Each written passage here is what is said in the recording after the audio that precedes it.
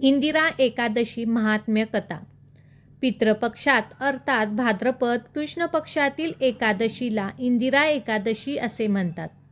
अन्य एकादशीप्रमाणे याचा व्रतविधी असतो. या एकादशी व्रताच्या पालनामुळे सर्व सुख आणि अंतिम मोक्षप्राप्ती हे फल प्राप्त होते. हे एकादशी व्रत केल्यामुळे आपल्यापासून मागे 7 पिढ्यांचे उत्तर उधरून जाते.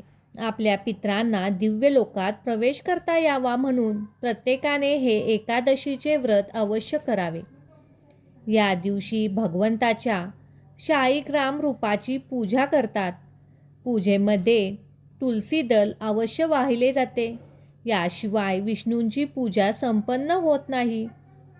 श्रीकृष्ण म्हणाले, धर्मराजा, या एकादशीचे महात्म्य सांगणारी कथा ऐका. पूर्वी सतयुगात महस्पती नगरीमध्ये इंद्रसेन नावाचा पराक्रमी विष्णूंचा परमभक्त राजा होता. राजा पुत्र पौत्री यांनी संपन्न होता. त्याची प्रजा सुखी, समाधानी, धनधान्याची परिपूर्ण होती.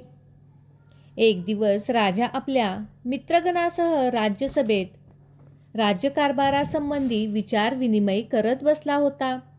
तेवढ्यात आकाशमार्गाने नारद तिथे आले. त्यांना आलेले पाहताच राजा हात जोडून उभे राहिला. त्याने विधीपूर्वक त्यांना आसन आणि अर्घ्य दिले. आसनावर बसल्यावर नारद म्हणाले, राजा, तुमच्या राज्यातील 7 अंगे प्रबल आहेत ना? तुमची बुद्धी धर्मकार्यात आणि मन विष्णू भक्तीमध्ये लीन राहते ना? राजा म्हणाला, देवऋषी, आपल्या कृपेने माझ्या राज्यात सर्वत्र कुशल मंगल आहे. माझ्या राज्यात यज्ञकर्मादी सुकृत सतत होत राहतात. आपण माझ्या राज्यातील 7 प्रबल अंगाची चौकशी केली, ही एक उत्तम आहे.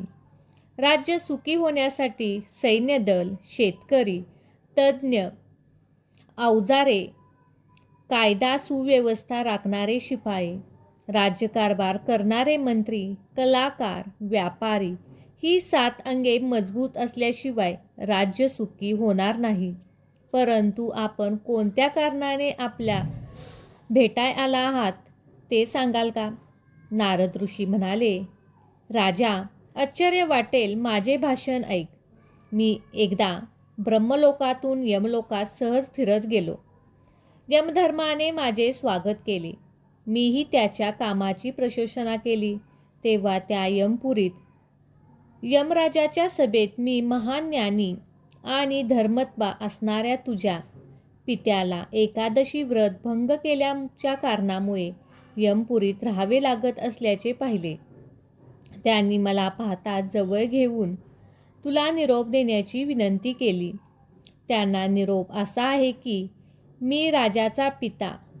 पुनर्जन्मात काही विघ्ने उत्पन्न झाल्यामुळे मला यमलोकात राहावे लागते. पण पुत्रा, तू इंदिरा एकादशी व्रत यथाविधी करून ते पुण्य मला अर्पण केले तर मला स्वर्गलोकाची प्राप्ती होईल. देवऋषी नारद असा उद्देश करून अंतर्धान पावले.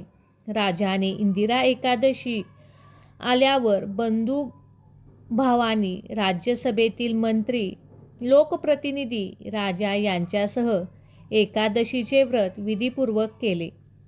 त्या पुण्याने राजाचा पिता गरुडावर बसून विष्णू लोकात गेला.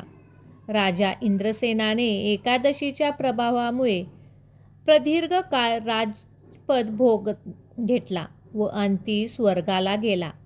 कृष्ण म्हणाले, इंदिरा एकादशीचे महात्म्य अगाध आहे. केवळ या व्रताची कथा ऐकल्यामुळे वाचल्यामुळे स्वर्गलोकाची प्राप्ती होते.